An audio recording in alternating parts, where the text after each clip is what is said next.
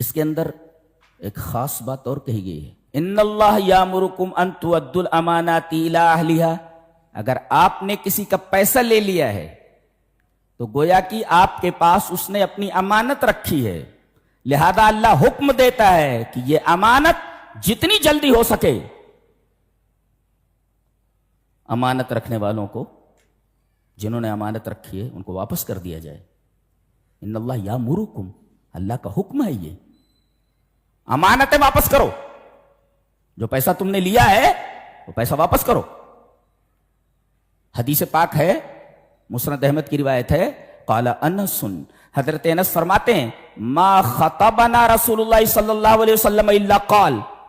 کوئی خطبہ آپ کا ایسا نہیں ہوتا تھا جس خطبے میں آپ یہ نہ کہتے ہوں لا ایمان لمن لا امانت لہ ولا دین لمن